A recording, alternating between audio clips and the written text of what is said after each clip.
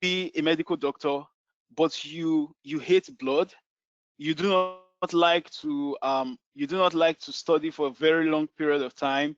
You cannot stand seeing people being cut open and then seeing like their body parts like right in front of you. Now, you may like to wear the uniform white, or you may like to use the what's it called? Is it this stethoscope or whatever? Um, but if you do not have the strength that an average medical doctor will have, should have rather, you will struggle. You understand? You will struggle. And I mean, I'm not saying you cannot do it because you do not have the strength. I'm just saying that you will have to work twice as hard or even more than someone who naturally has the strength in that particular part. And that is why when we're picking careers, you must consider your strength, what you're good at.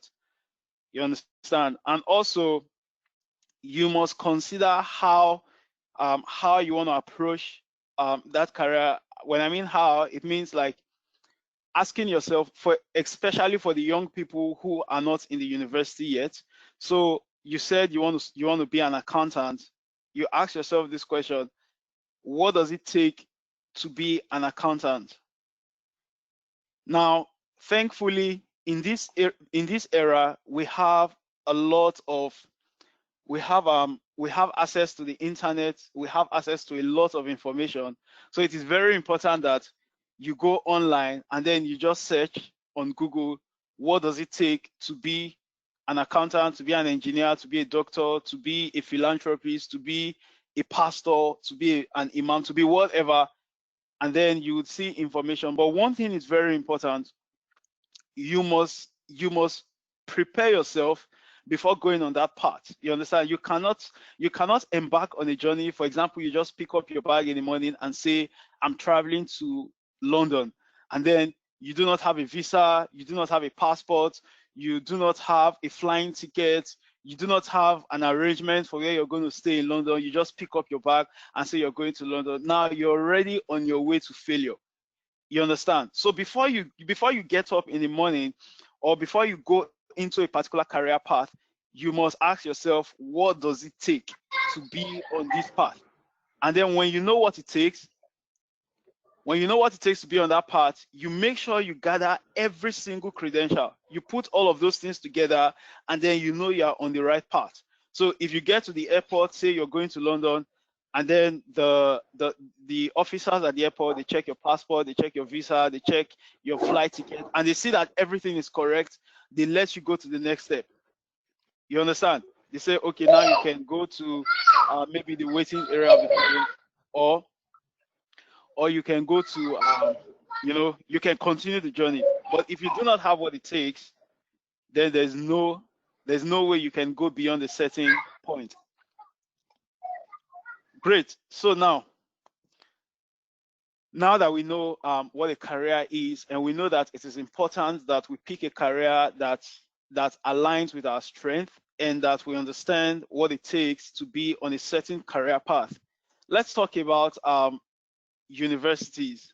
I mean, assuming you have told yourself, so like I said, I'm going to be using myself as an example while we're having this conversation. So when I decided that I was going to study accounting, I went to my guidance counselor in high school or secondary school, as some of you know, and I asked, I want to study accounting. What does it take to get admitted into accounting in the university? And then he told me you need to get a minimum of 5 credits, including math, English, and economics.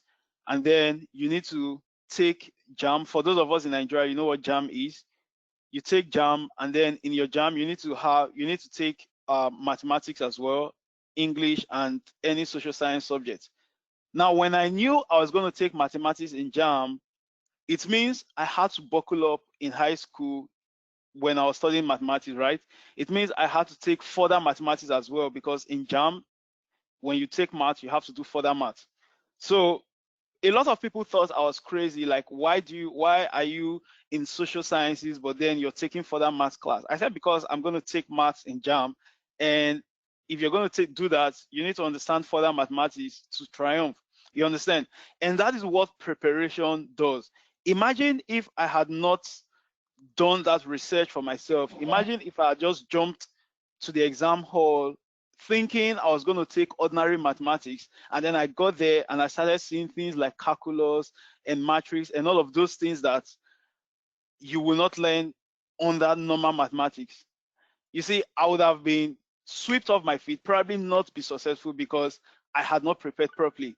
That is why it is very, very important that whatever we do, we must make appropriate research before picking that, before going into that thing. Great. So when you got when you get to the university, what do you do? Now, first, you need to understand that in the university there are different kinds of people. The earlier you understand that, the better for you. So when you get to the university, you're going to meet people whose future are already guaranteed. Their parents already have like companies and industries, and these people are just going to graduate and move into those industries. Some people, they are only in the university for certificates. They just want to get the certificate and go on doing their normal things. Some of them, they want to be musicians. Some of them, they want to be entertainers. They want to be they want to be athletes. Now, these people do not need to study as hard as someone who wants to use the certificate for a career. So when you're in the university, it is extremely important that you know yourself and you know the people you're working with. And this is not just for the university, for the young guys among us, this is also for people in primary and secondary school. You need to understand that we are all not equal. We are not all equal. Now, nobody, even if you look at your 5 fingers are not equal. And that is how life is. Everybody, we are different. Some people, their life has already been planned out by their family. Some people do not even have a family, so they have to plan their lives by themselves. Some people have a family who are not even aware of whatever is happening, so they still need to do their stuff by themselves. So different people, you know, from your background, from whatever, you need to first know yourself. So if you know that your own career is in your hands and there's nobody helping you, don't even say that. hello. Oh my. All right. God. Please, can we pause?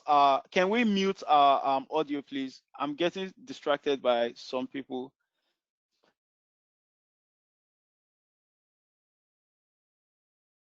All right.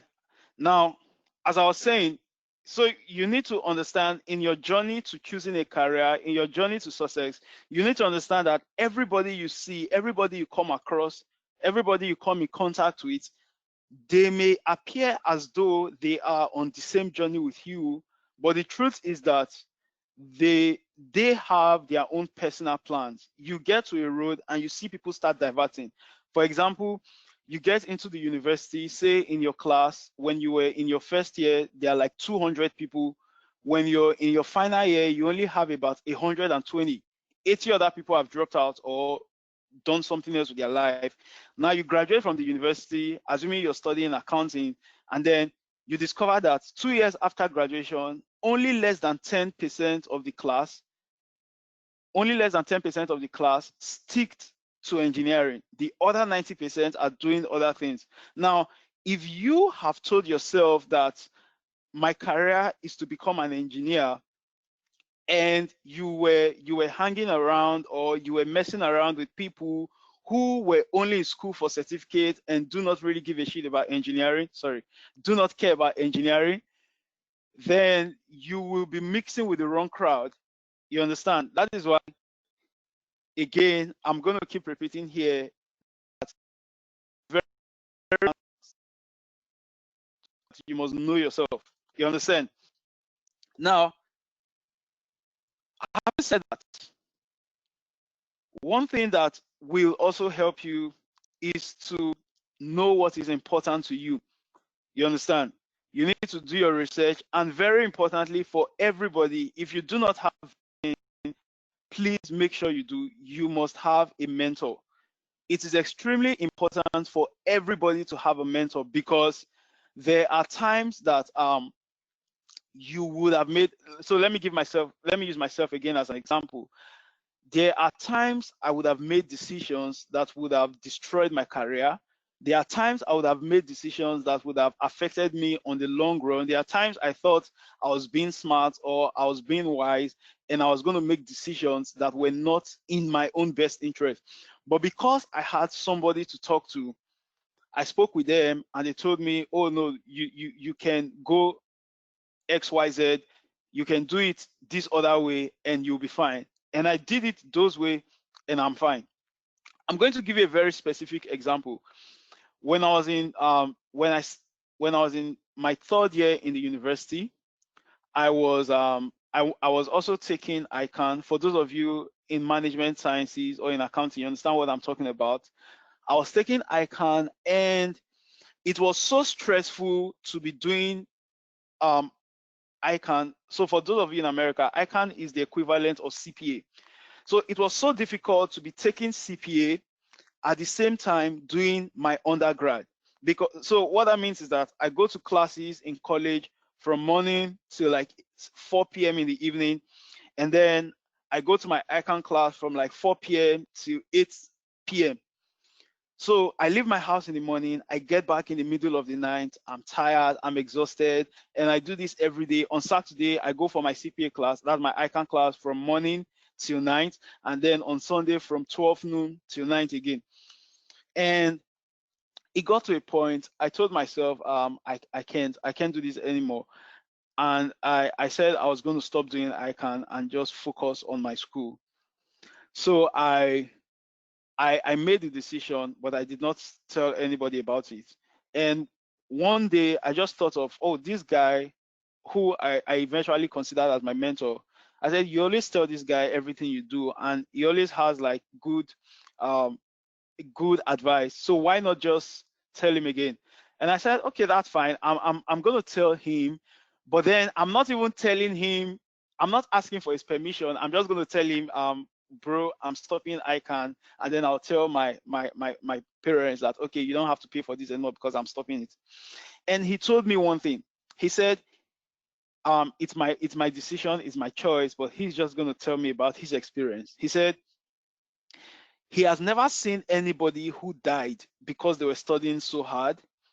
You understand? He has never seen anybody who um who got maybe incapacitated or something, that sometimes you study so hard and it will look as if you want to die, but you will never die. You understand? And then he encouraged me that sometimes as well you can just take a break, like a day, just go to the beach or watch movies or just do something different, but then just find a balancing, right? And then he told me the final thing he told me that struck me. He said, because he had finished school, so he's in what's it called? He was working, and then he told me at that point he was with KPMG, and he told me that he guarantees me that there are lots of opportunities. Um, there are a lot of companies out there in Nigeria that really want people, but then they will not just take anybody. They need to take only the qualified people.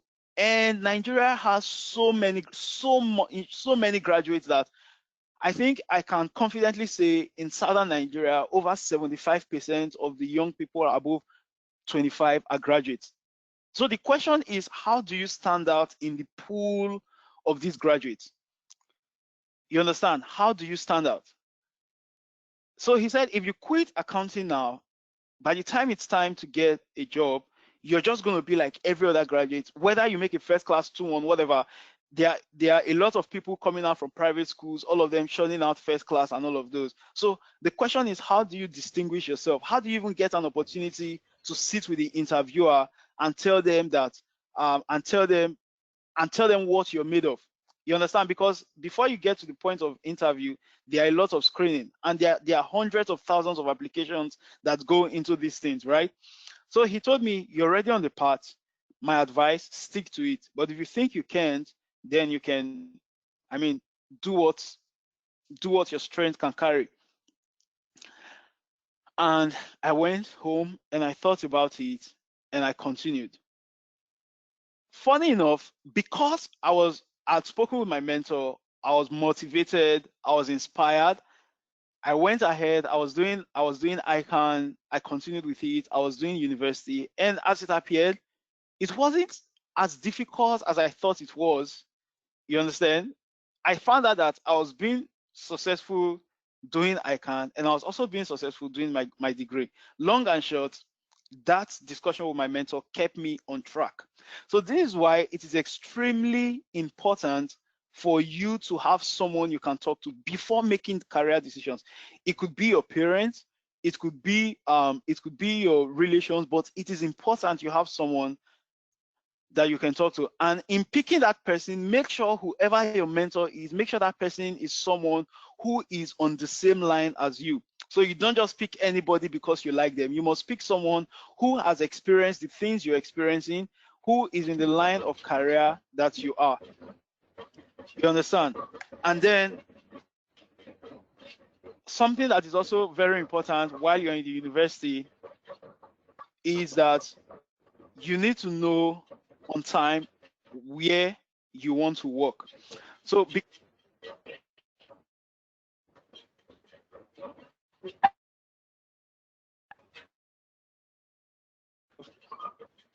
and I said to myself, all right, I'm going to work in KPMG as well, because it's going to be easier being in KPMG knowing that my mentor was there. And then I asked myself, so what does it take to work in KPMG? Now, this was while I was still in college. I went online and I checked recruitment criteria or requirements for working with KPMG. And then I got a list of everything you must possess and everything you must be to work in KPMG. And right from my university days, I started working towards those things. So they say, for example, you must not be more than 26 years old. You must have at least a 2-1. You must do this, you must do that, you must do this, you must do that. And then I had a list of all of those things in my journal. And then I asked myself, how am I going to get all of these things by the time I was done with university? And everything I started doing afterwards was with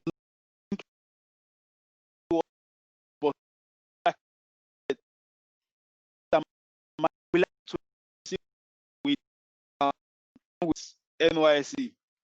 Yes. Now, what are the things that can stop me from being 26 when I'm done with NYSC? It means I need to maybe when I stop school or when I spill for several years, and then by the time I'm done, or when I start having problems in school, and then that delays my results or all of those things. So I ensure that whatever I do not go beyond 26 years old by the time I was done. Now, they say a minimum of 2-1. It means that if I was on a 2-2, I know that moving forward, I need to make sure all my results comes out as A or at the minimum as a B to drag me to 2-1 by the time I was leaving. You understand? They say the person must possess good Microsoft skills. So what that means is that you need to get a computer and you just need to practice around on Microsoft. I mean, you do not have to be perfect or anything like that. Just have an idea in case you're asked, you understand, what do you even use Microsoft for? You'll be able to say something meaningful. You get? So that is what early preparation does. If you're in the university, if you're in high school, you need to ask yourself, what do you want to be? Do you want to be in the military?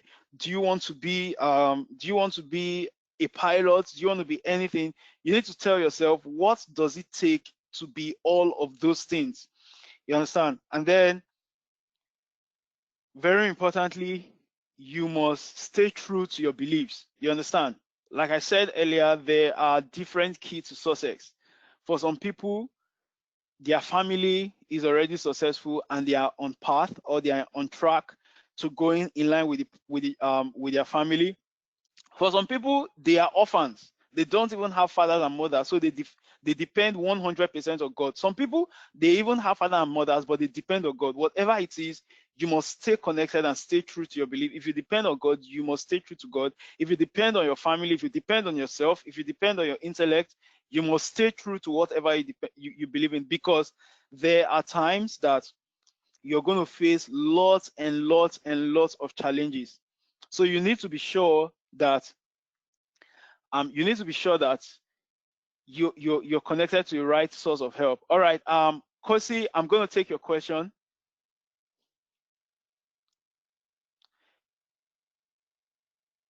So by high school, you should know what you want to do and Yes, get to that goal.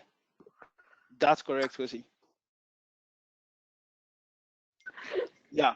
So like I said, because the path to career is a lifelong journey. You understand? It's just like marriage. So it is very important that you start planning from now. You're not too young to know what you want to do. You understand? If you're not sure, if you're not clear, you can talk to your parents, you can go and research. But one thing that is very important is that you must have interest in that thing, and I'm getting there. You must be interested in that thing, and you must have the strength for that thing. You understand? You must love that. You must love whatever it is. There's a popular quote. There's a popular quote that says, "Choose a job you love, and you will never have to work." You understand? Choose a job you love, and you will never have to work. Or someone said, when you choose to do something you love, then work becomes play. You understand? Like I said, I have loved accounting as a child. So when I start working as an accountant, and sometimes I think one of my colleague David is online. Sometimes we work to as late as 3 a.m. in the morning, 2 a.m. in the morning, 4 a.m. in the morning, and you sleep at 4 a.m.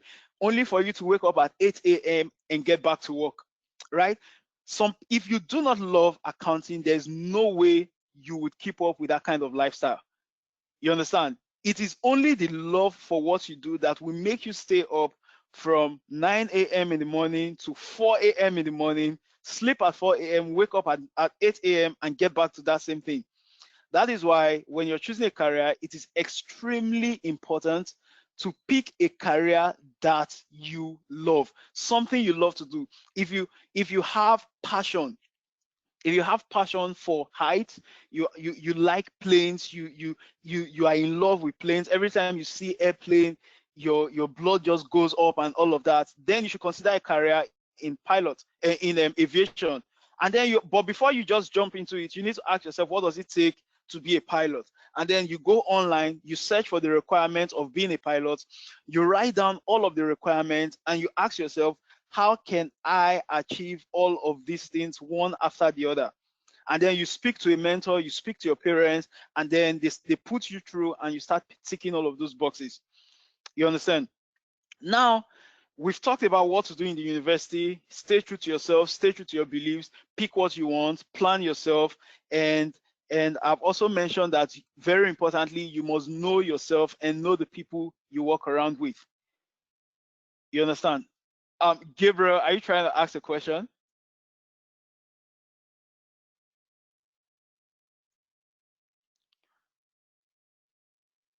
Okay. Um, all right. And one last thing that is very important as well for those of us that are in school, colleges and university, it is discipline. If there was anything that helped me from elementary school to high school to university, it was discipline. You understand? What do I mean by discipline? Avoiding distractions, staying focused, and keeping track. That is what I mean by discipline. When you get to school, especially the university and high school, you will see all kinds of human beings, all kinds of people who they don't even understand why they are in school, people who are only there because their parents have asked them to be there, people who want to be there because they think they know what they want, or people who are actually there because they know what they want. You understand? So you need to select. You need to be disciplined enough not to be distracted by everybody you see. Some people, when they get to high school, I mean, it's good to have fun in the university. I'm not saying you shouldn't have fun. I'm not saying you shouldn't enjoy yourself once in a while. I'm saying that whatever you do, you must know the basic reason why you are there. You must stick to the path. You understand? So that is one. Now let us talk about post-university. You're out from university, and things were not as rosy, or let's say you have written down all of these things. You have told yourself, this is what I want to be, these are the criteria, and now you have all of these criteria, but things are not still working as they should. You understand? What do you do? Now, I understand and I acknowledge that sometimes there will be delays. You understand? But one thing that is very important, and if you go back in time and you see, you keep track of everything that everybody, most of the greatest people in life or whatever, you agree with me that all of them, they did something, and that is stewardship, apprenticeship. You see, sometimes you may be done with college, but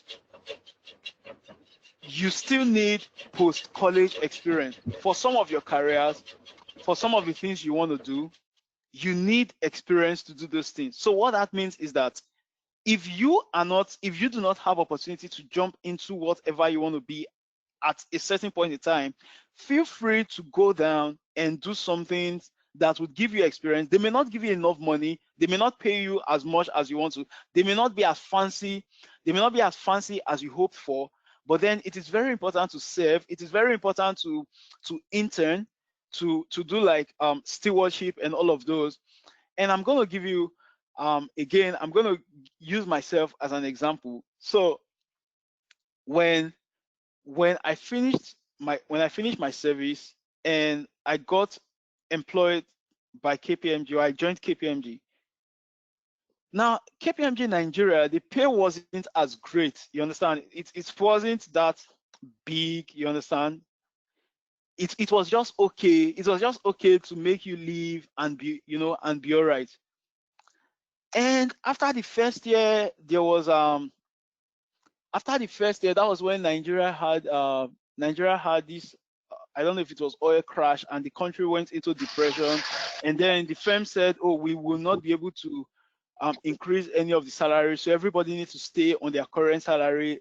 And of course, a lot of people left the firm. And I asked myself, so if I leave now, do I have enough experience from these guys to go into the world and conquer the world of accounting and finance? The question was no. I had barely done 1 year with these guys. So how do I just leave and just go into the world of finance half baked? Now, in the midst of that dilemma, I did not apply, and I got a job from General Electric. General Electric is one of the top electricity and oil company in Nigeria, and I did not even apply. So one of the directors knew me, and the guy just like, oh Victory, we're having this, and I think you're a perfect match. I've recommended you. And he did not even wait for my response. I got a mail from the human resource telling me to fill certain forms and all of that, and it became difficult. It became very, very difficult. I asked myself, damn. And I looked at the money, I looked at the offer. It was very juicy. You see, that money would have done a lot of things in my life at that point in time. But again, I went to my mentor and I asked my mentor that, so I have this offer for free, and what do you think? And he just laughed and he told me to do what is important to me. If it is the money that is important, then I should take the money. But if I want a career in accounting, then I should know that I am half baked. I am not ready to leave the firm. You understand? As soon as he told me that, I said, okay. I went and I asked a number of people, people I listened to, and they all told me the same thing. They said, if you're after the money, if money is your drive, then go for money.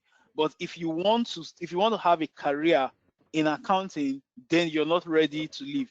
You may not be earning as much. You may not be driving the best cars. You look at your other friends who graduated. Some of them are in oil companies, whatever. They are living life. They are enjoying. But you are just here. You're training yourself, right? And then when they told me that thing, I said, okay, I'm going to stay back and continue with KPMG. I continued, and in less than 1 year, Nigeria got out of the depression. One thing, KPMG promoted, and I started earning exactly what I would have been earning if I had taken the offer. Now, this was just one right advice, and I stayed pat. Now, after that, it got to a time I had done 3 years, like you said, in Nigeria, and I needed to make a change. So two options came.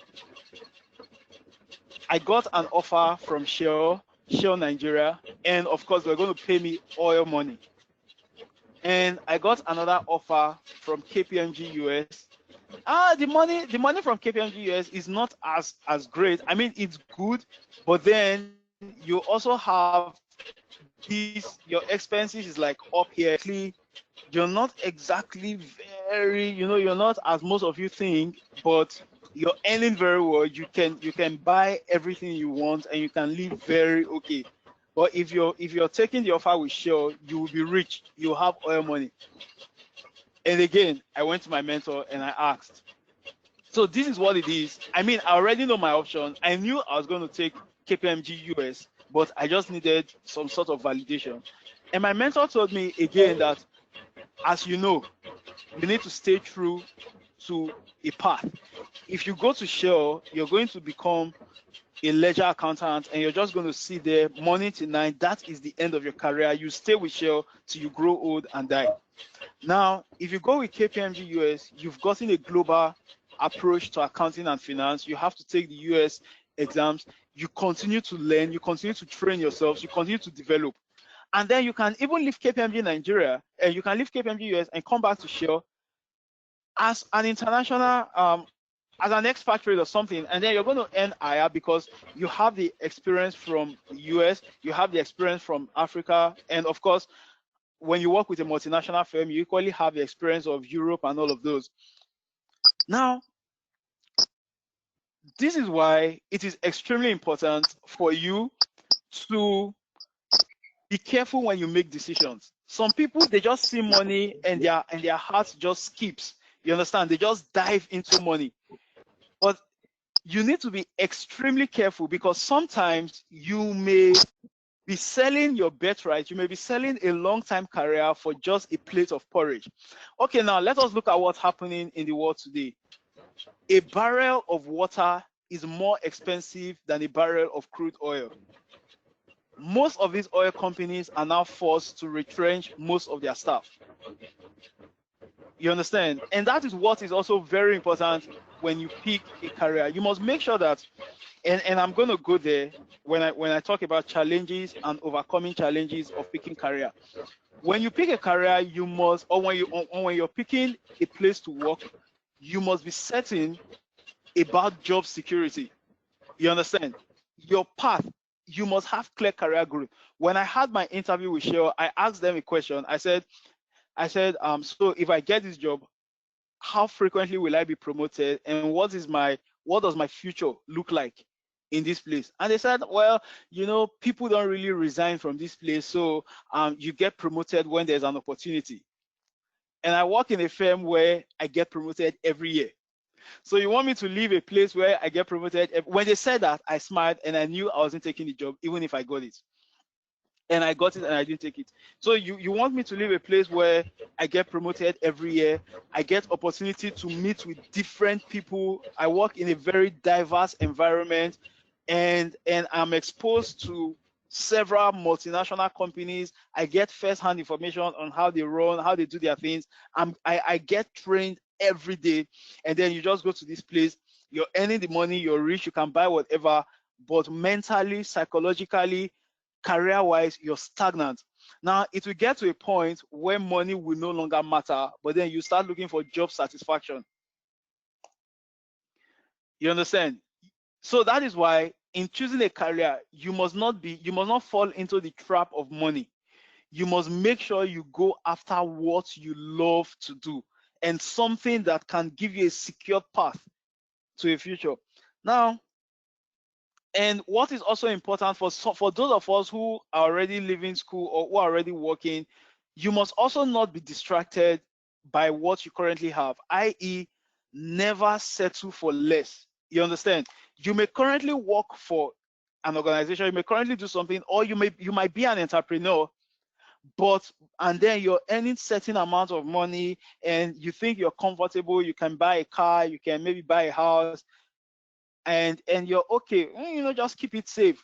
You see, sometimes it is very good to be ambitious. You understand? You must understand that you should continue to strive and never settle for less. I mean, although if your goal is to just be okay, if that is what success is to you, then fine. You are you are on the path. You're on the right path. If your goal is just to be okay, just have a car, just live a very simple life, then you're on the right path. But if your goal is like to be at the top of things, then you must go, you must never settle for less. You understand? And so now let's talk about challenges in picking a career. So like I earlier mentioned, you need to pick a career that you love, because when the going gets tough, when you start facing the challenges in that particular career, it is only your love for that thing that will keep you going. And let me emphasize here that there's no career in this life that doesn't have challenges. So you may look at them on TV and it looks like they're having the best time of their life. You see them on LinkedIn, they have all this smiley face, they look very happy and excited with what they do. See, people do not put up the challenges they face, they don't put it out there.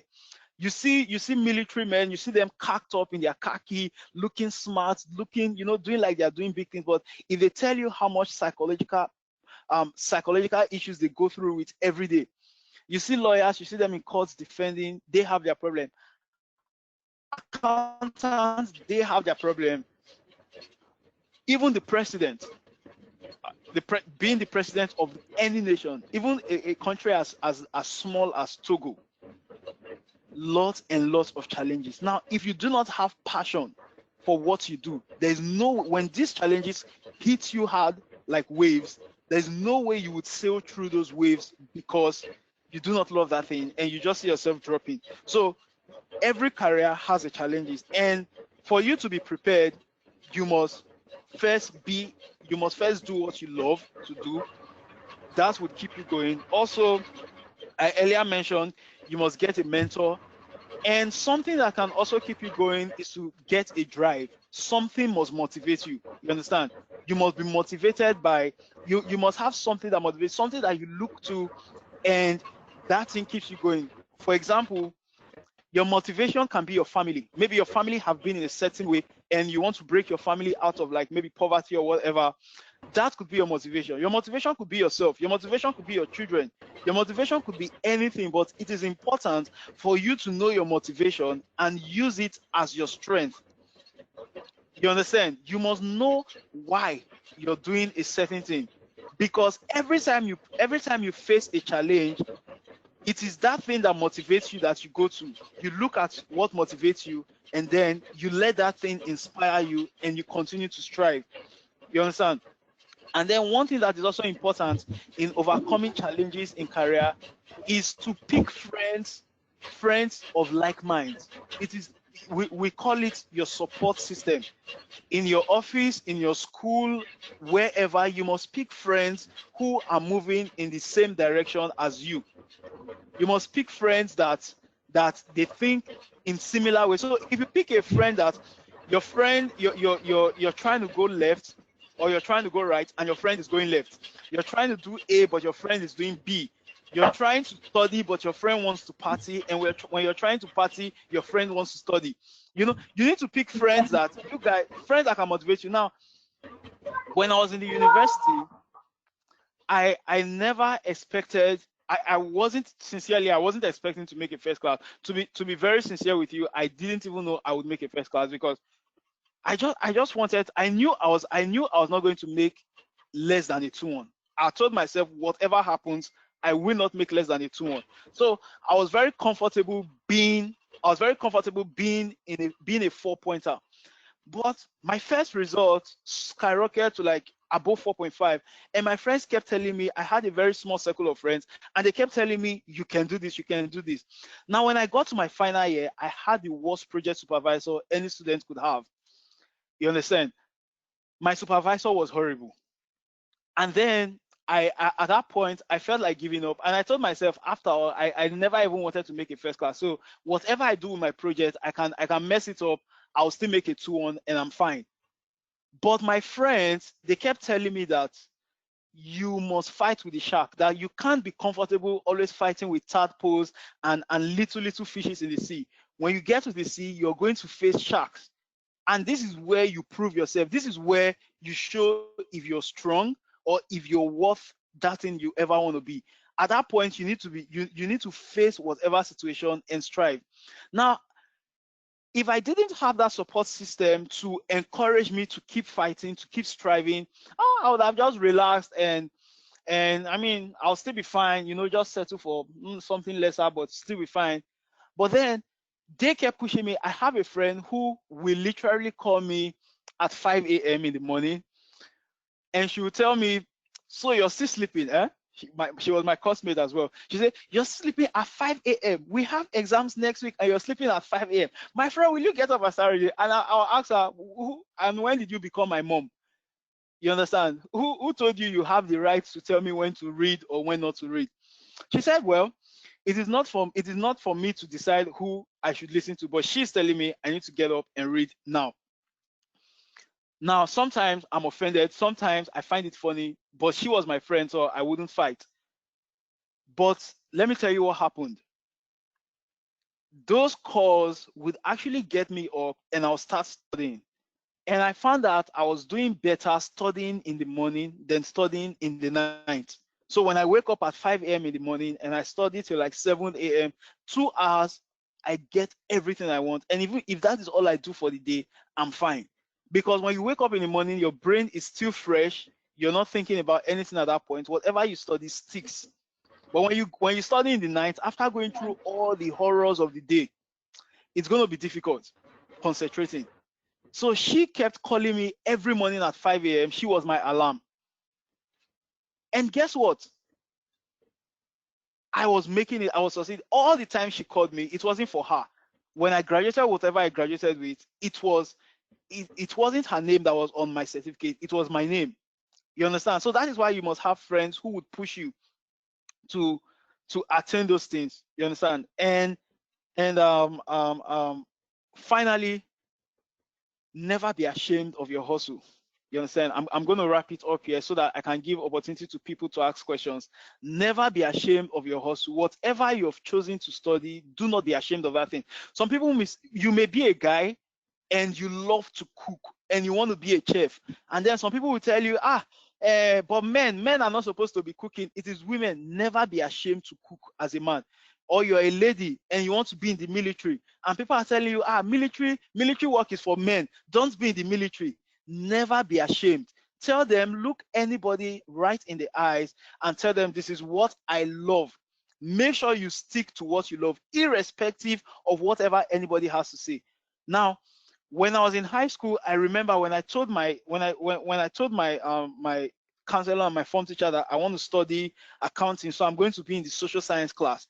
Everybody fought against it. Everybody wanted me to do sciences because when I did physics and chemistry, the session before, I was very good at physics and chemistry. So my physics teacher loved me. He wanted me to be anything that has to do with physics.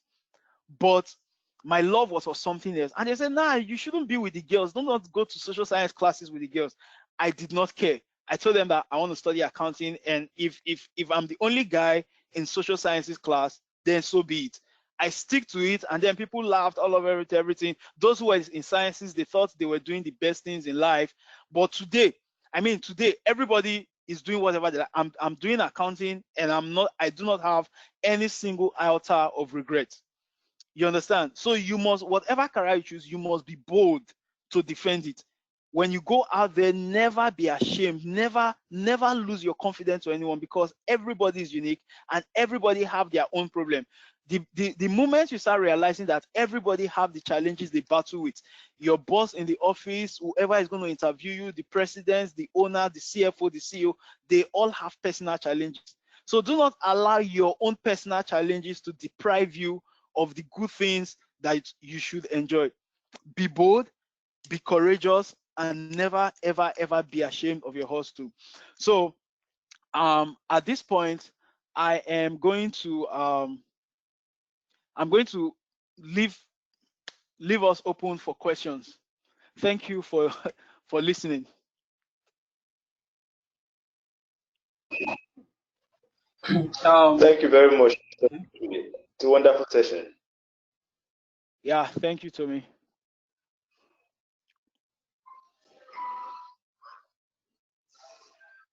Is there anyone in the house who have questions to ask?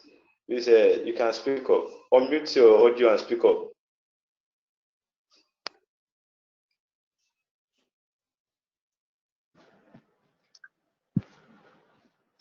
Hello, good evening, sir. Good evening. Good day, sir. Okay, Yeah. so my name is Pape.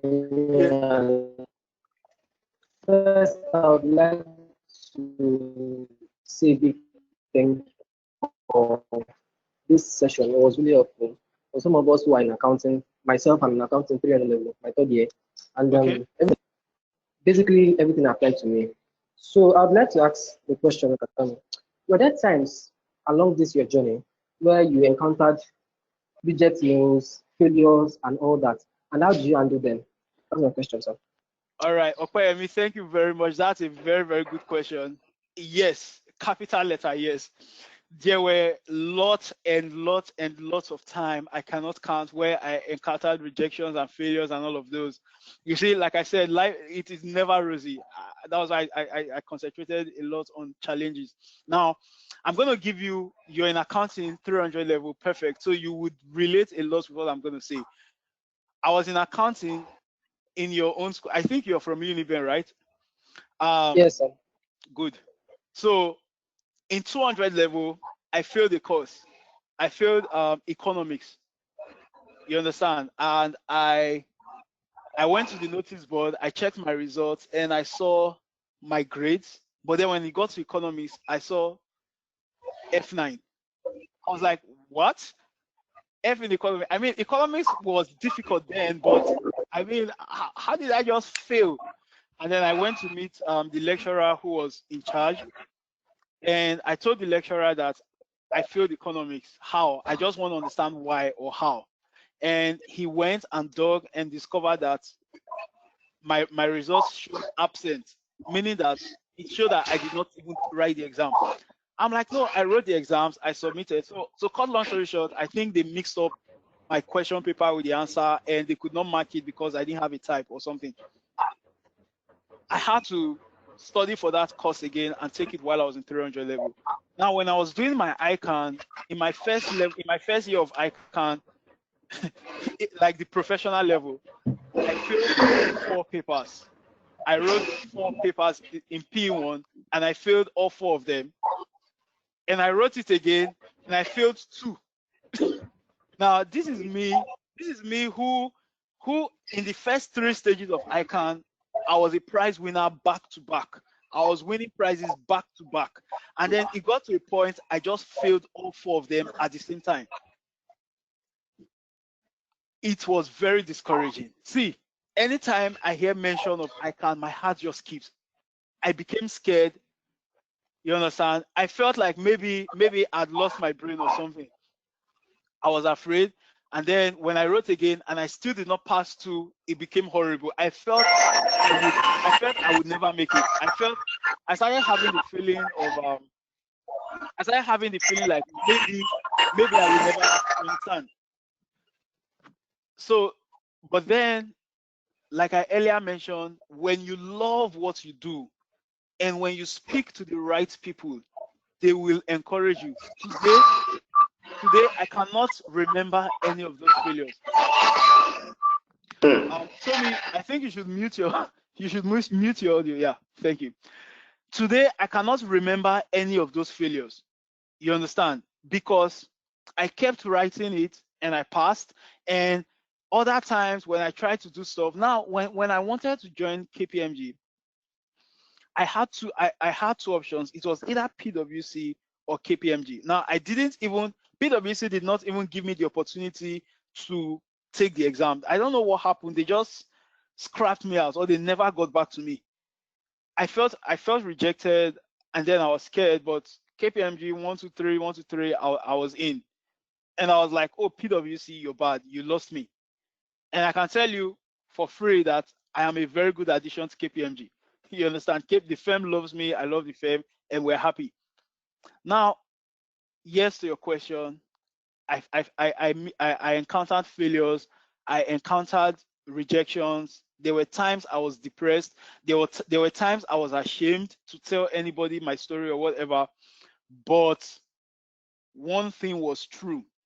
I kept striving. And that is why it is very important that we know that quitters never win and winners never quit. The only time you are a failure is when you stop trying. And I'm not quoting a book for you. I'm telling you my experience. If I had allowed the failure of PE1 to stop me from taking ICANN, I do not know where I would be today, because ICANN was a great addition to my CV. Thank you. I hope that answers your question. Thank you very much, Victory. Are there other persons who have questions? Please speak up. Just unmute your audio and speak up, please. Gabriel, do you have a question?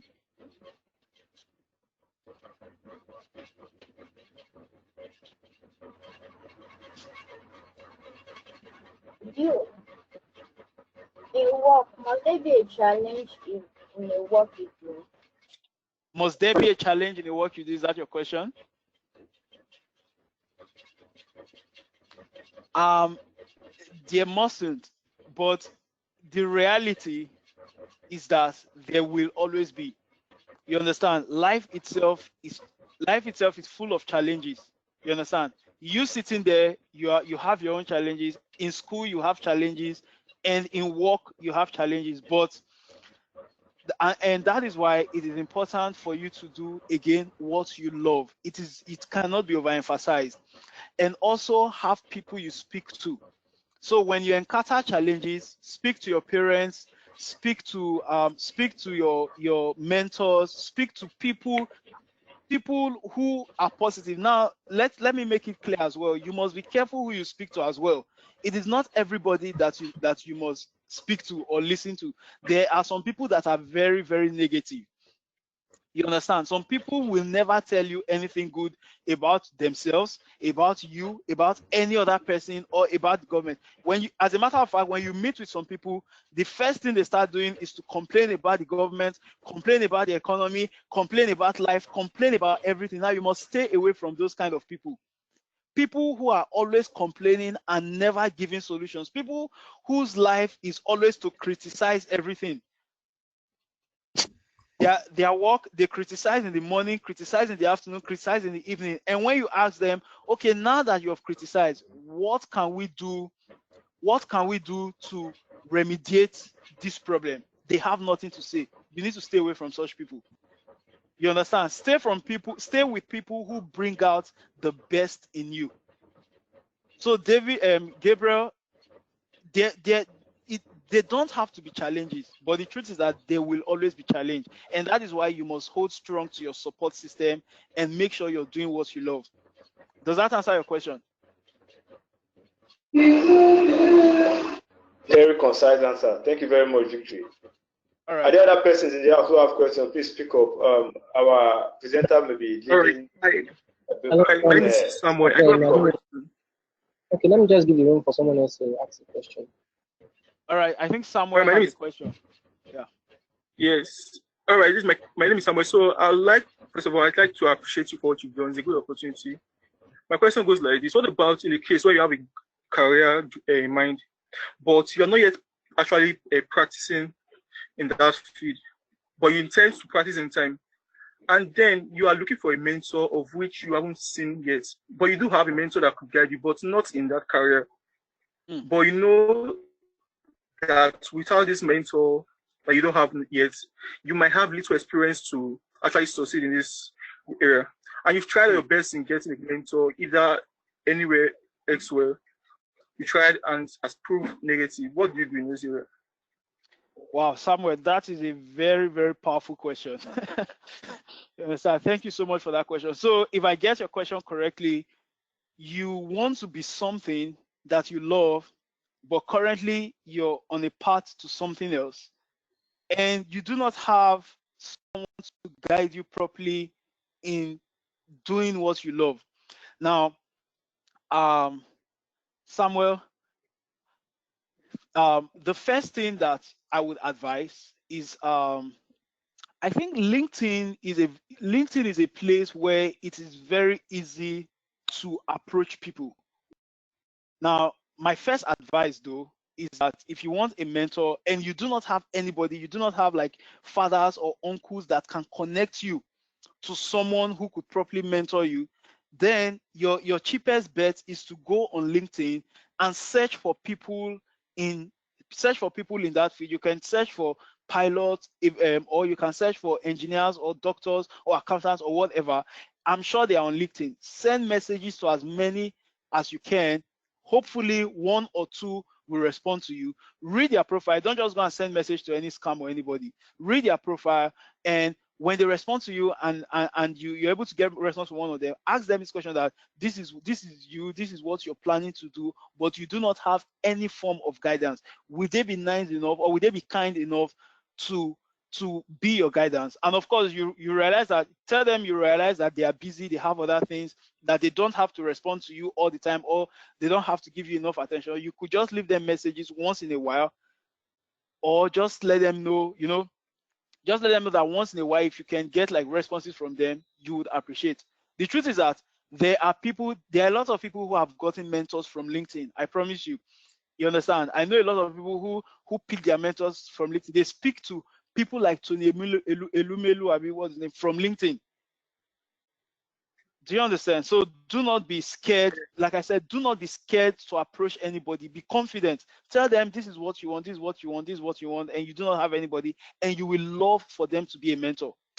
They should respond to you. And then when you talk about not doing what you love, now, it is never too late. At any point in time, it is never too late. Underline this word. It is never too late to do what you love. You may not be on that path at this time. Take your time and finish whatever you're doing. But while you're doing this thing, make sure you've already started drafting out a plan from going back to something you love. Because if you end up sticking permanently to what you do not love, you will be frustrated for the rest of your life. It's not a threat. You will be frustrated for the rest of your life. So it is important to start as you're doing something, start making a plan to transfer to something you love, and reach out to LinkedIn, reach out to like people who you think, people around you who you think they have some form of exposure, or they have friends. Reach out to them and tell them if they know any of their friends who are in that particular field that can help you. I'm sure by the time you keep reaching out, you will definitely get someone, whatever, however, but I'm sure if you keep striving, never give up, just keep going and you get someone. Does that answer your question, Samuel? Yeah, thank you, sir. Okay. Yeah, Victor, I have a question. All right. Okay, since we are talking about career development, I want to make an illustration of my own self. Okay. I used to be in the field of computer science. Before a mentor, like you said, I spoke to a mentor, and then he realized that I have a very good and a keen passion for finance. I don't want to say I'm ambitious, but I just want to be at the top of things, like you said. And then he guided me through and advised me to mathematics and economics. That was how I found myself in mathematics and economics, University of Benin. And I'm already in my final year. But then the last time I saw him, he was discussing with me what were my plans after school. And I was trying to tell him that I'll be going for some professional courses, probably during my NYSC, I'll start some professional courses. And he said, no, that there is no time to waste. As soon as I'm done with my NYSC, just get your master's, and then if possible your PhD, and then you now delve into, now start your career, or go for your master's, then you now start your career. While you're already in your career, you can do your professional courses. What advice can you give in that respect? Thank you, Tommy. That is an interesting question. Now, can I ask you a question, Tommy? What field this your mentor? What field is he into? He's into academics, actually. All right. that is your answer. So people who are in academics, what is important to them is academics. For an academician, a lecturer, or whatever, when you get your BSc, you have to get your master's, and then you need to have your PhD. You need to keep doing researches until you become a professor. That is their career path. And now I ask you a question. Do you want to be an academician? If yes, then you need to stick to whatever your mentor has told you. If no, then you need to do something else. I'm going to ask a question so you're hearing for someone else. David, are you online? If yes, please unmute your video. I need to ask you a question. Okay. David. All right, David, can you unmute? Now, let me ask you a question, David.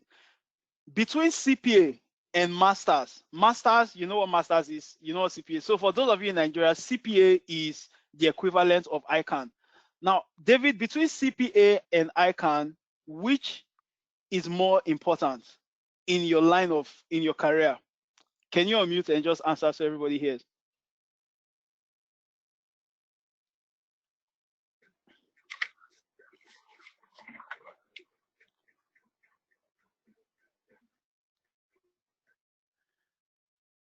David? Okay, David said, hold on, my mic is not working. Tommy, can you unmute David? All right, I'll do that now. All right.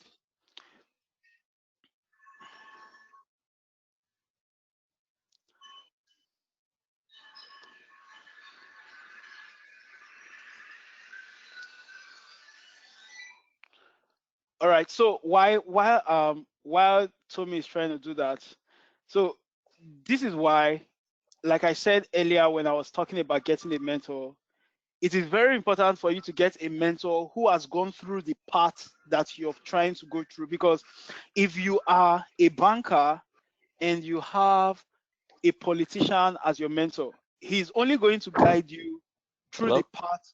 Okay, David. All right. So David, I'm going to ask you this question. Tommy asked a question that he said his mentor told him to focus on masters and PhD.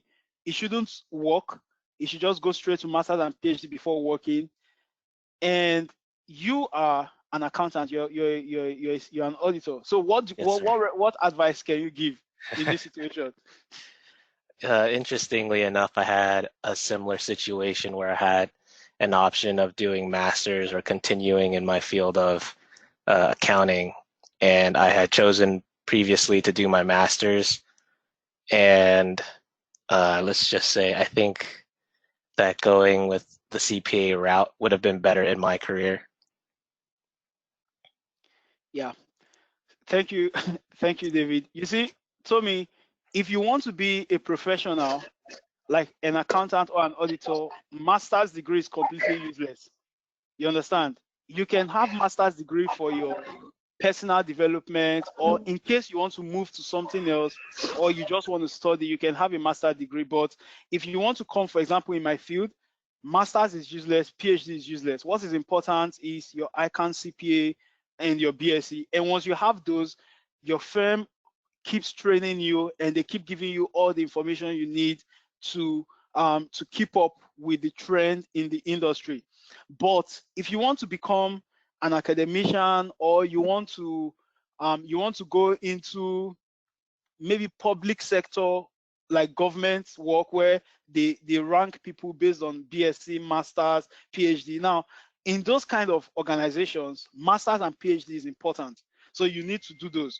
But if you're going into the professionals, if you're going into a professional field, then you cannot, then you have to stick to like professional courses. One thing I want to add, Victory, one thing I want to add is also you might want to do a little research into the field that you're trying to get into, because by doing some research, you can find out what that career path requires of you. So if it wants you to do a master's, then that might be the right path for you. For accounting, you need a CPA, so that's more important than a master's. Thank you, David. Thank you very much, David. Thank you, Victory. I got your message. All right, Chidi, Kosi, right?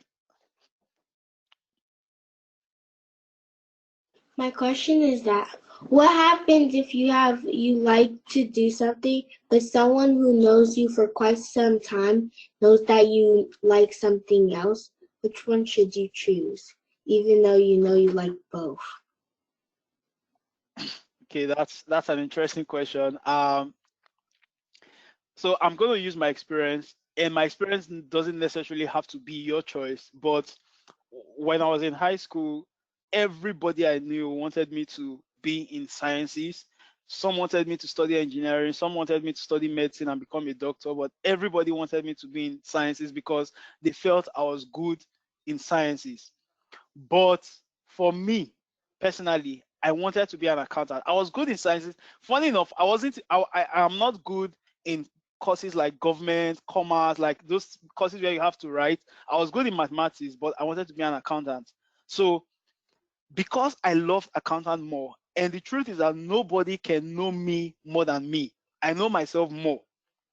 So I stick to what I believe, I stick to what I love the most, and I went for it. People would have advices. Sometimes the advices will be good. Sometimes you do not have to take all of the advices, but what I would advise is for you to stick to what you love. You understand what you love the most, and stick to that thing that even if you're not making money from it, you will be happy doing it. You understand? That is how you know that you love something. You love something that you would do even if you're not making money, but you do it for the love and happiness of doing it. That's how you know you love something. Make sure you do it. And the truth is that when you do those things, the money would eventually come. But the truth is you'll be happy doing you'll be doing what you love to do, and you'll still be making a livelihood from it. Does that answer your question? Yeah, Thank you. thank you. Does anybody have any other question?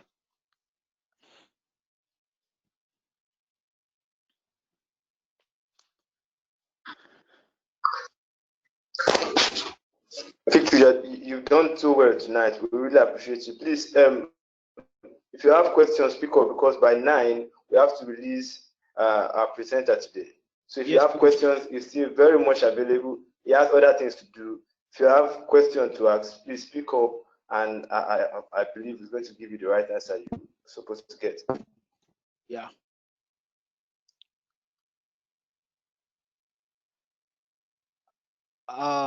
Okay.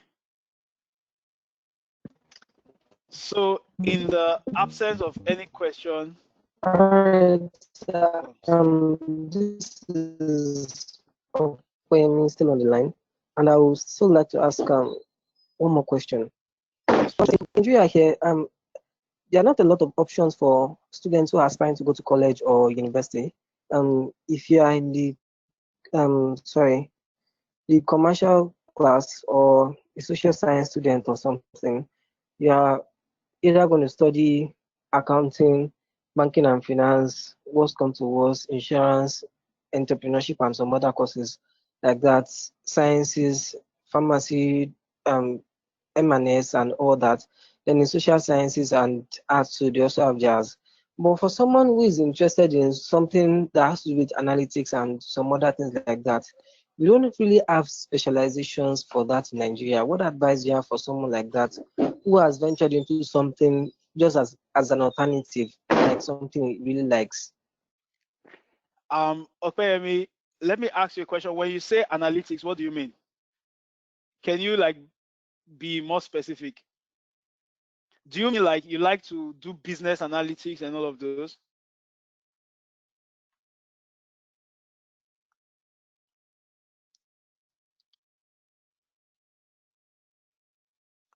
Hello, Opeyemi, can you hear me?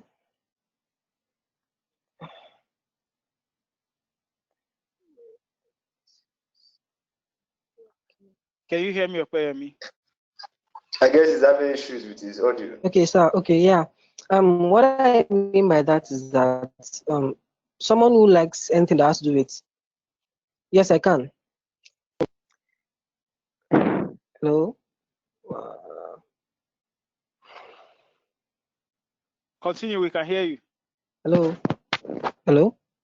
We can hear you. Okay, so Opeyemi, please continue. yes, We can hear business you. analytics, anything that has to do with applied statistics. That is what I'm talking about, because I know, though I'm also interested in business analytics, but I have a group of friends who are into that, and someone currently is studying banking and finance, a friend of mine, not in Uniben anyways, but is interested in anything business analytics specifically. So we don't really have any specializations that employ statistical analysis and all that in Nigeria here. So he decided to just do banking and finance because it's somewhat related. But what advice would you have for such a person? Because I really wish he was here right now. He would have loved to ask this question myself. So what advice would you have given to someone like that? What would you advise him to do, even though he had ventured into banking and finance or finance related courses? All right.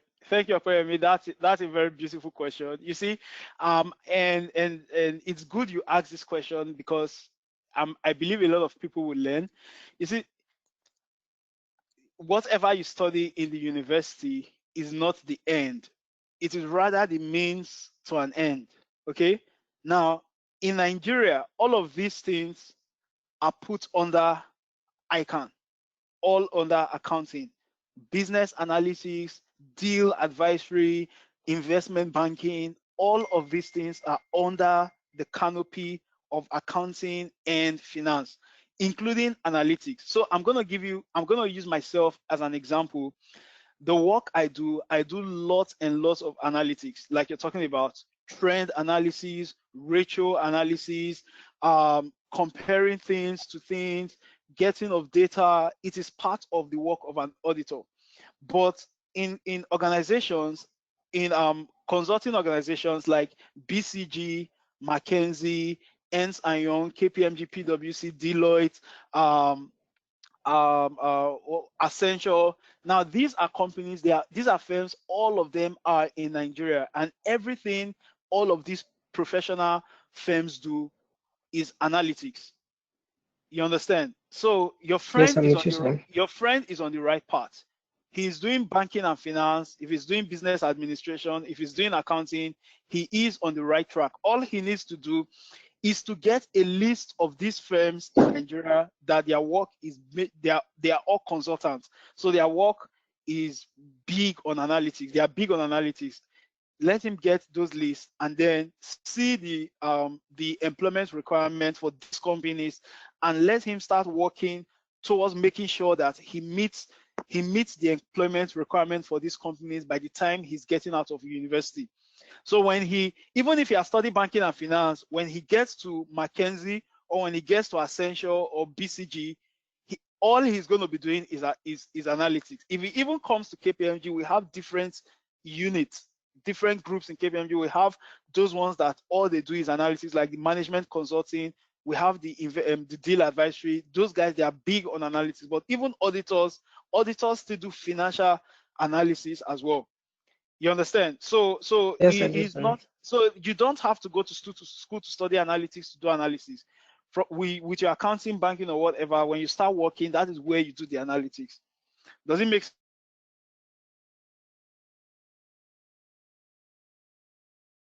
Studying this. For those of us in the house, what advice do you have for us so we can at least, aspire to also work in a big place like that and gain the experience as well? Because for me, I'm also in the process. KPMG Nigeria opened their internship last year, but because of the pandemic, a lot of things have happened and they just had to put that on hold. So what should we look forward to as accountants who are aspiring to work at KPMG, Deloitte, PwC, EY, and those other big companies like that? All right. That's a very good question. Ofeyemi, one thing you Yes. must know is that the people who work in this place do not have two heads.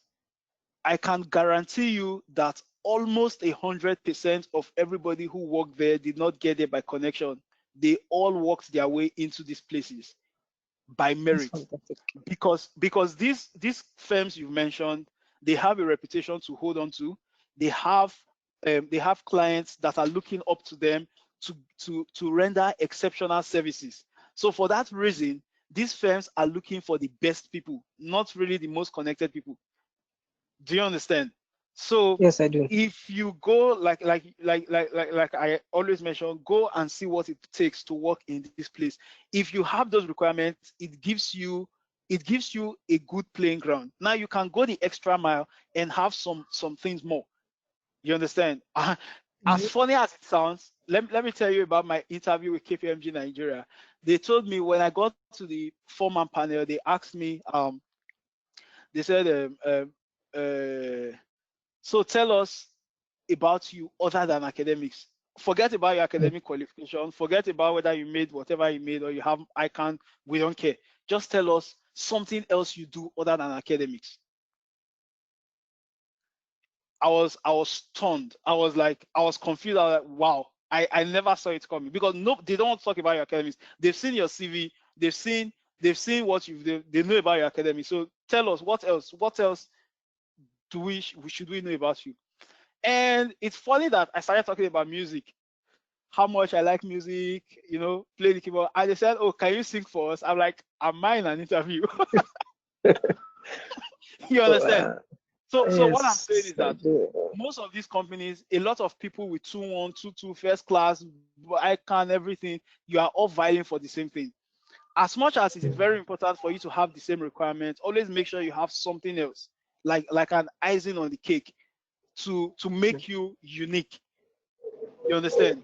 Because that is what will make you stand out from those things. And feel free, work hard and believe in yourself. Be confident wherever you go, whatever interview panel, wherever you find yourself. Even if you do not know the answer, say something smart. You understand? Say something intelligent. Change the whole story. You understand? But make sure, do not let anybody catch you unaware, because the truth is that nobody is expecting you to know everything. But what matters is your confidence, how much you're able to maneuver your way, how much you're able to get your way out of those kinds of situations. Imagine you're a client-facing professional and your client just throws something at you and you have no idea. Do you start shaking and make the clients know that, oh, KPMG staff do not know what they are saying? Or do you find a way to sweet talk the client and get back to them? So those are the things those are the skills I would encourage accountants to have. Make sure you're confident and all of those, so that when you get there, do not think that you need to know someone to get into any of those positions. With your merit, you would get there. So do not be discouraged. Do not let people lie to you that there's no hope, there's no future for you. I mean, the future is not that large to accommodate everybody, but it is large enough to accommodate some people, and those people can be anybody. And let that anybody be you. Thank you very much, sir. All right, thank you. All right, that was a powerful. That was a powerful remark. All right, let me allow Kosi go. Then after her. All right, Kosi, over to you. Would you influence someone to do basketball if they had if they had the inspiration to do it? Kosi, that's a good question, and I almost saw that coming. Yes, I would encourage someone to do basketball alongside with their school. Now, thankfully, Kosi, you are in California, correct? So you're close to LA, and you see how prosperous basketballers are. At your age, my advice is that you focus on your studies while you play basketball. And your schools, you're lucky you're in a school that gives you opportunity to play basketball. So when you go to school, you come back from school, you do your homework, you do your assignments, and you go in the evening to work out, you play basketball, and you join your school basketball team. Like, most of the people in America that are basketballers, they started from elementary school, then high school, then colleges, and they kept playing until they got into professional leagues. You understand? So academics and basketball can go together. You can be studying and be playing at the same time. Because at the end of the day, whatever you want to do, people will respect you more if you have a degree. If you want to be an entrepreneur, if you want to be anything if you want to be an entertainer, the level of respect you get if you are educated is different from the level of respect you get if you're not educated. That is why it is important to study while you're doing basketball. And if basketball works out perfectly well, which I believe it will, then good for you. You have your degree. But if basketball does not work out very well, you still have your degree. You can go to your second choice of interest. Does that make sense? Yes. Rella has a question. Yes. Also, if somebody forces you to do the other thing and you want to do the other type of sport, and the person makes you do the other sport. Sorry, Chidi, can you say what you just said again? He's saying that what happens if someone is forcing you to do a sport and you want to do a different sport, even though you want to do a different sport? Chidi, my advice would be you talk to a higher authority, you talk to your parents, and if you tell your parents, say for example, someone is forcing you to play hockey or to play football when all you want to do is to play basketball or to play something else, talk to your parents, talk to your guidance counselor, and tell someone higher than you who believes in your interest, tell them to talk to this person who is forcing you. Because the truth is that people should not force anybody to do what they do not want to do. You should do what you love, do what you have interest in doing. So if anybody is forcing you to do something, talk to your parents about it and have your parents talk to that person. If it is your parents that is forcing you, then you can talk to your teachers or talk to other adults who believe you and let them talk to your parents.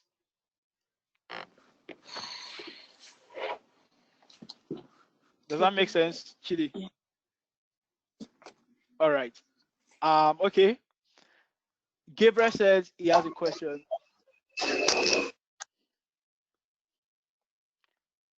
Tommy, can you please unmute Gabriel? Okay, right away.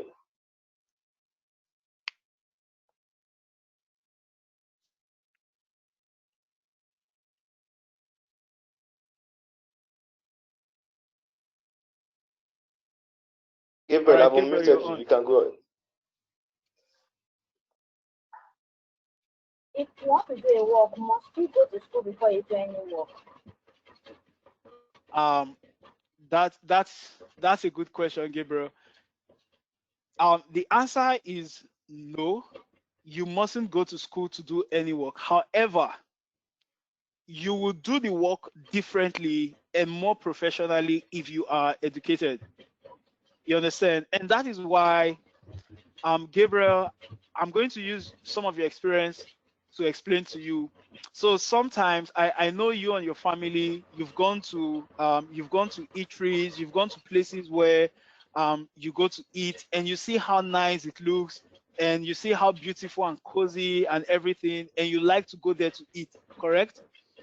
But sometimes when you're walking on the streets, you see some other people who sell food and they just sell food along the road, dirty, flies perching around, and they just do not care. Do you like to eat in those kind of places? No. Good.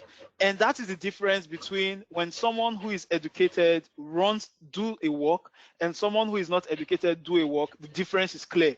You understand? Because an educated person is exposed. An educated person knows how to make research, how to make things look better, how to make things look good. You understand? An educated person knows how to interact with people, how to communicate. So an educated person will run any business better than someone who is not educated, unless the person who is not educated maybe has a natural gift of maybe the person is just naturally good or exposed.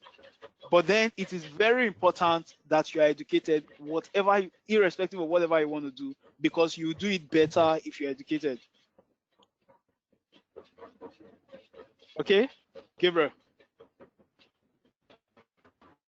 All right. All right. Does anybody have any other question? Or should we call it a day? Yes, Victor, I have a question before you go. All right, I'm listening. All right. Okay.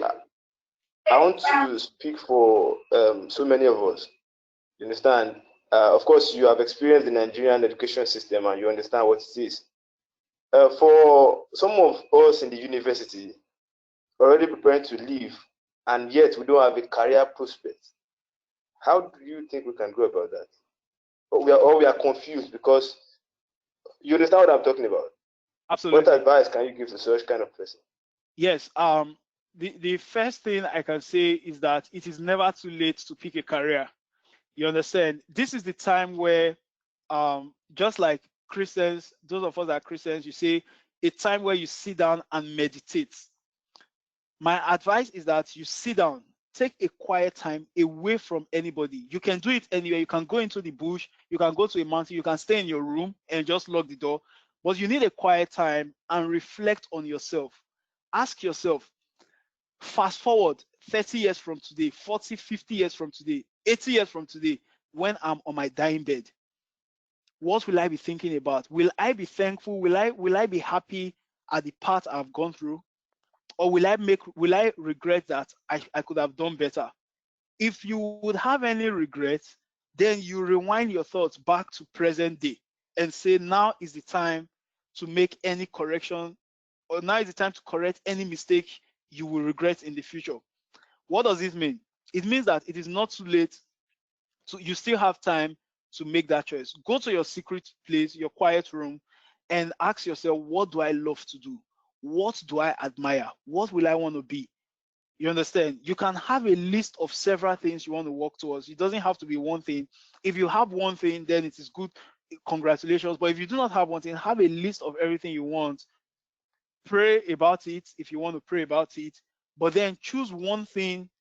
Choose that one thing that you like, or you can even choose more than one and start working towards them.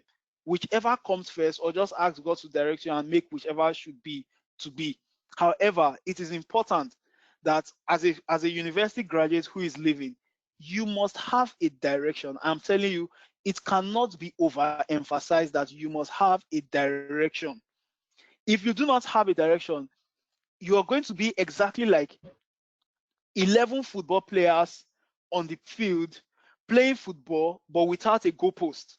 There's no goalpost, or you're going to be basketballers without a net. All you're just going to be doing, you're just going to be in the labor market, going from place to place without any direction. And when you do not have direction, you become that person that is a master of all, who is a master of none. But when you have a direction, you create a path, and then you walk towards that path, and you become so good at it. You become so good that nobody will be willing to reject you. You see, when we know the stories of people like Mark Zuckerberg and Bill Gates who left school to focus on building Facebook and Microsoft. Why? That's how crazy it can be when you have a path. They knew the risk they were taking, but then they also knew the path they were also going for, and they made decisions on what is more important to them. You understand? So that is why it is important to have a career. Go to your quiet place and ask yourself, what am I good at? What are my strengths? What do I love? What can I do that even if they don't pay me, I'll be happy doing it? For some people, it is teaching. Teaching little kids make them so happy. They look forward to going to work every day. You do not want to be one of those people that every morning you wake up and you wish you did not wake up just because you're scared or you're not happy going to work. And that is what will happen if you do not have a path. If you just go into the labor market, apply to every company that cares to receive your application. And at the end of the day, you get one of them, fine, they pay you money, but you're not happy. You understand? So if you're in the university and your final year, it is not too late. Go to your quiet room and start writing down your strength, write your interests, and then match them up and see what is best for you. And then you create your path towards that thing so that you can be specialized in it. Does that make sense to me? Of course, I'm sure many of us have had it. So, and honestly, Victor, you have done amazingly well. You touched many areas, and everybody's enlightened. I don't know if there's still other persons who have questions. We have just about 15 minutes to go, and then we'll bring the meeting to a close. But before then, Tumisha, I don't know if you're online. Can you hear me? Hello, Tumishe, can you hear me? Yeah, hello. Oh, I'm sorry. Someone wants to add. Sorry, Okay. Tommy. Before we get to Tumishe, Chinasa wants All to right. add. So please unmute her. And before she comes, let me just give a brief introduction. Chinasa she's an amazing lady. She's the mother of Kosi and Chidi, and she's a military personnel with the United States military. So please welcome Chinasa as she adds. Yeah, welcome you, ma. I Oh, salute you. Hi, can you guys hear me? Yes, we can. So Of course we can. actually I'm downstairs and the kids are up, so they were misbehaving. Not they were misbehaving, but they were moving a lot. So I had to like say, okay, I have to be in. And I tell you, this is really impressive. I'm really amazed. Like I'm really, really happy to be joining you guys. What I wanted to add about the last person you asked the question, I don't know if can you guys hear me, right? Yeah. Okay. Yes, we can. So once I went to school in Nigeria, I did my 4 years degree. I did political science, and the reason I'm adding because I can really when some of the questions people were asking, I can relate with them, being that I went to school in Nigeria, and I did political science 4 years, and I couldn't figure out within me. I knew what I wanted to do. And but with the situation of things in Nigeria, like I couldn't get into sciences, my degree, like I couldn't pass. They were looking at, chemistry is C and this, like there are a lot of criteria like you have to meet up, and I wasn't meeting it. Then I ended up doing political science, but within me, I knew what I wanted to do. So after 4 years, the truth is, like you said, you have to. I said to myself, how do I go into sciences? Do I go back to doing this, taking the is it GCE? I can't remember what it's called. Like repeating the science classes again. I just couldn't figure out what to do. But I applied to law. I started applying to lottery. The lottery, the DVD lottery, and that was how I ended up coming to America. Will I say, like I ended up, winning the lottery and coming to America, and that was the beginning of me changing career path, like into doing sciences. It wasn't easy, but at the end of the day, I went into nursing, finished my nursing, and did my master's degree. So if I didn't make the move to apply to, for the lottery, I couldn't have been opportune to be here and doing what I love to do. And at the same time, passing my my board exam was hectic. 3 years, 4 years, I couldn't pass it.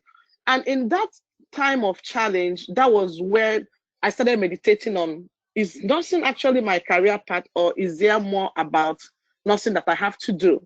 So in that moment of challenge, and also for someone sitting in, being in university and you're trying to figure out what you want to do. So for me, in that, when I finished my nursing, I was like, 3 years, I couldn't pass my board exam. I was like, did I waste my time going to school and getting my master's degree?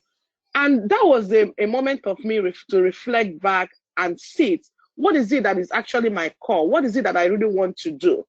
And I tell you, that was when I started doing outreach. I said, okay, I really love to help people. I really love to do medical outreach. And I started doing it from my own pocket. I started, most times what you love would cost you. It cost me a lot. But I tell you, after 3 years, my medical outreach has expanded. People calling me to join them to do medical outreach. And that's really what I want to talk on that one. And on the other side, I have friends who have reached out to me. Oh, a lot of, I understand the situation of things in Nigeria, and I have families there. Hey, I want to come to America. I want to travel. I want to do this. And some of them, when I ask them, my own siblings, what do you really want to do? Some of their questions are really astonishing. I want to travel. Where do you want to travel to? Anywhere. What do you want to do? Anything. And I said, you're not serious. Like, like this is my own sibling, like, I try my best. Is like, you really have to be focused. You really have to know what you want to do. You can't just say, anywhere. Like anywhere is like any country. Like no, you're not like, you really have to plan yourself and know what you want to do. And I said, okay, let me say, okay, you want to travel. What do you want to do when you travel? Anything. I said, you're not serious. When you are ready, I will. So why am I saying this?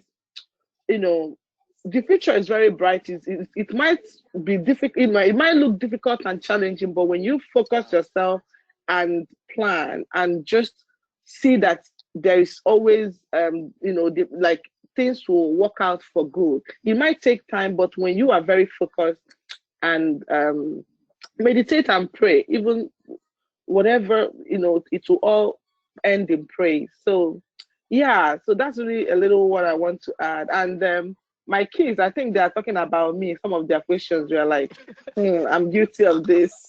So anyway, thank you guys. All right, no problem. Thank you so much. Thank you very much, Chinasa. That was a nice addition. Yeah, thank you. Yeah. All right, Victory, is there something to say before Tunche comes up? Nah, I just totally agree with Chinasa, and I'm also excited that she shared her experience, because yeah, sometimes things are not just clear. Even for me, I'm standing right here now like I had everything figured out, but the truth is that I didn't. Even when I was making these plans, I was scared because I wasn't sure if my plans were going to work out exactly how I thought they would. There were times I was discouraged, like I earlier mentioned, I failed sometimes, and you look at family and then you ask yourself, can I afford this? Or what? There are just a lot of things to distract you.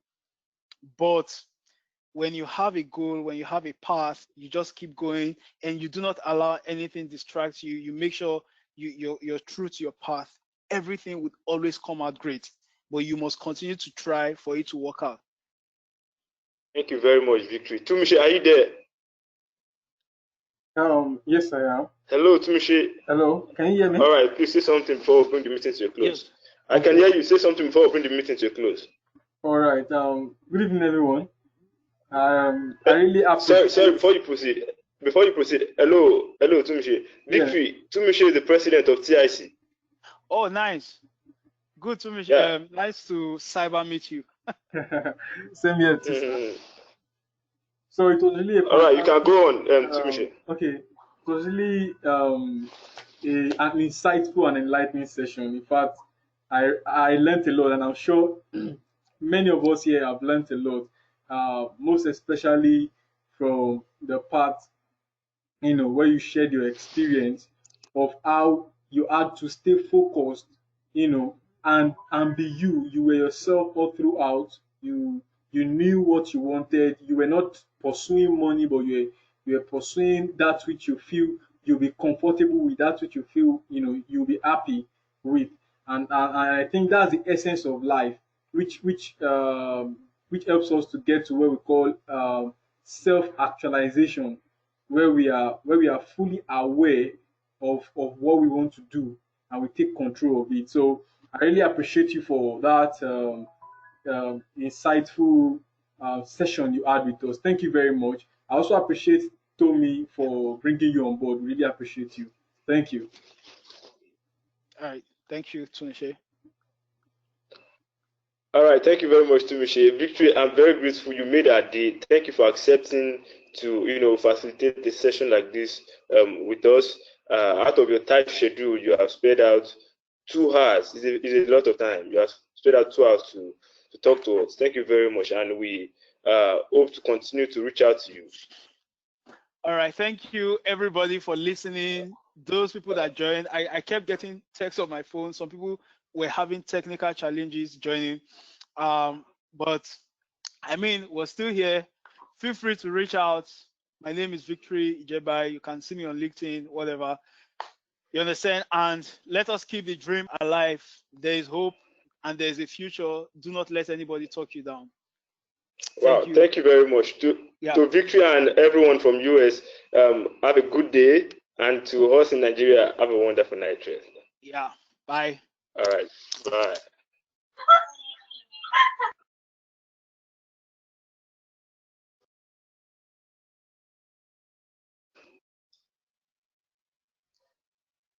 Okay.